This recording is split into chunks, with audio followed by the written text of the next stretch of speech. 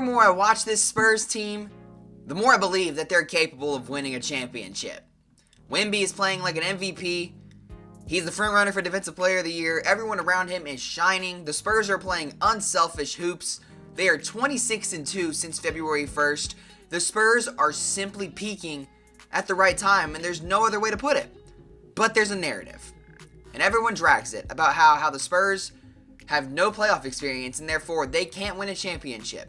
Sure, no playoff experience for a young team is something that you should discuss. Kind of feels like that every team really needs to have playoff experience before they can finally win a championship, including myself. I'm a believer in that you have to get punched in the jaw before you can come all the way up. 2014 Spurs, for example. I don't think they win that championship if Ray Allen doesn't hit the shot that he hits. But I think if any team can break this trend, it might be the 2025-26 San Antonio Spurs, and they themselves believe they can do that. After they picked up their 10th straight win on Wednesday over the Golden State Warriors, Victor Wembanyama joined Scott Van Pelt on SportsCenter when he's asked about not having playoff experience. Let's see what he has to say. History says, well, you kind of need to take your lumps. You need to have been there. The more I watch you, the more I think, I don't think so. I feel like you are all ready to go. What's your sense of that? The value of something that you all just don't have together yet? Yeah, we don't have experience, right? Screw it. He was just asked about not having playoff experience. He said, screw it. Y'all not realize what this means? They might win the championship. When you got a guy like that who says, nah, I don't care about playoff experience, screw it. He's got nothing to lose and everything to gain. They might win a chip if that's how they're going into the playoffs. Like, let's just keep going. I mean, that's all we got. We're not going to play any different way just because it is this way. I mean, we're still going to play 100% and go to try to win this championship. Sure. Screw it. He is not worried about not having playoff experience. This team is not worried about not having playoff experience. This team does not care. They don't care about the narratives. They really don't. Is it crazy to even say that not having playoff experience gives this team an advantage? Say they're coming off a failure of a playoff run. All the pressure is there. Like I just said earlier, this team has nothing to lose and everything to gain. There were no expectations for the team this year.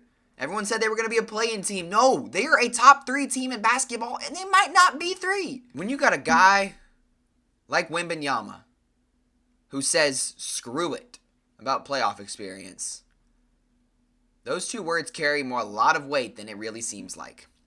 I'm really excited that this team is not worried about not having playoff experience.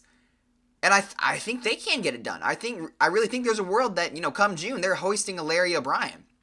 But, as I said in the intro, I'm a big believer in you have to hit rock bottom before you can reach the top. And a lot of people need that to happen in the playoffs. But what if the Spurs already did hit rock bottom without even making the playoffs? Let's look back at last season, because that was a rough year for the entire organization. 6 games into the season, Greg Popovich is suddenly diagnosed with a illness, and just a couple hours before a tip-off with Minnesota. Mitch Johnson steps in as the interim head coach, and everyone kind of expects Pop to be back shortly, but turns out the Spurs' win over the Utah Jazz on Halloween in 2024 would be the last time the world saw Greg Popovich as a coach. He had a stroke, and nobody has no idea when he's going to return. Some people said he was going to try and come back, and I remember he had a setback. He suffered a second medical emergency while he was at dinner. And it just never happened. He wanted to come back, it just never did. But now Mitch Johnson is in the place of unfamiliarity, and he's now been given the reins of a team when he was not expecting that. And he's still trying to embrace Pop's vision to the best of his ability. They go the whole season without Pop, but it only gets worse. After the All-Star break, Victor Wembanyama is just diagnosed with a blood clot in his right shoulder. And had this not been caught as early as it was, this could have been career-ending. Wemby has openly talked about how this blood clot changed his perspective on not just basketball, but on life itself. That was rock bottom for this Spurs team. Losing the greatest coach of all time to a stroke, your superstar player, facing career-ending and potentially life-altering blood clot. And while all this is happening, guess what? Then your star point guard that you trade for has to get season-ending surgery on his shooting hand, which the Spurs knew they were going to have to do that. But that was rock bottom for this team. That was the bottom of the barrel.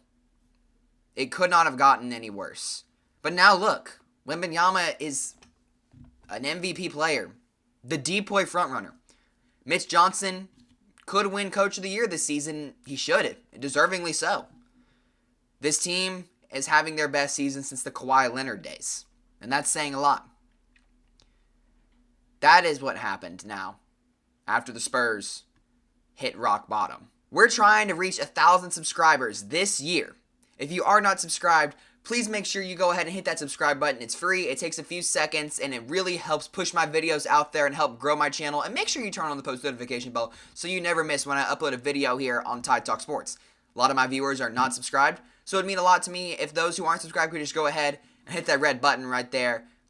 Costs 2 seconds of your time and helps me continue to push out more content on Tide Talk Sports. Now, as for playoff experience, it's correct to say that this team doesn't have any playoff experience as a unit. But there is tons of individual playoff experience on this roster. Harrison Barnes is an NBA champion. Luke Cornett is an NBA champion. Both those guys played pretty important roles on their championship teams. De'Aaron Fox led the Sacramento Kings to the playoffs and then went band for band with prime Steph Curry for 7 games.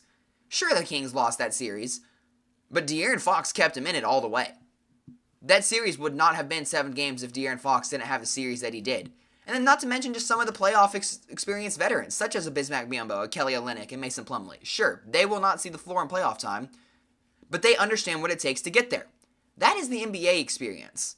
I look at Victor Wembanyama, who has been playing professional basketball since he was 15 years old, and has been playing in high-pressure games, including the Olympic gold medal game in 2024 in his home country, where he was the leading scorer in the gold medal game against the literal Avengers that took a Steph Curry magnet ball in the final 5 minutes to take them down. Stephon Castle played for the Greg Popovich of college basketball, of the intensity, and Dan Hurley at UConn, and won a national championship. Even though these young Spurs have yet to go to an NBA playoff series, these guys have played in very high-intensity playoff atmosphere games. I understand it's not NBA experience, but I feel like those guys are ready. My only concerns are a Devin Vassell, a Julian Champagnie, who can be really streaky offensively, but they still find ways to help this team win, and that's why this team is peaking at the right time, because even when guys don't have their night shooting-wise, they are still contributing in any way possible to win. Devin Vassell has emerged as one of the team's better defenders. Julian Champagnie is a great rebounder, and he's a decent defender as well. He understands his role. But guys like Keldon Johnson, that dude's going to be a playoff riser. Just book it now. Only guys I'm really worried about are the rookies, like Dylan Harper. He might need a game or two to get his feet wet, but he's been playing his best basketball lately. He's comfortable, he's confident, he's ready to go, and who knows if Carter Bryant sees a lot of minutes come playoff time. When he is needed, the Spurs need what he does. He plays aggressive defense, and he makes plays on that end of the floor.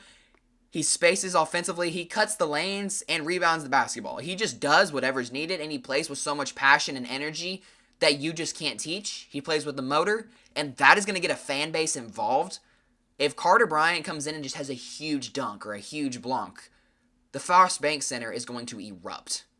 But he's he's been in the rotation, but he's kind of been on a little bit of a leash because the Spurs are in a 9-man rotation. It's hard to include Carter Bryant. But we'll see what happens. He could be needed come playoff time. But even with the unknowns, I really believe that this team is ready for playoff basketball. They've been risers all season in the biggest moments. I believe the players are ready for the moment. I believe Mitch Johnson is ready for the moment. And that says a lot from me, considering I was very critical of him early on. I'm just happy there's playoff basketball in San Antonio, though. It's been so long, and it's finally back.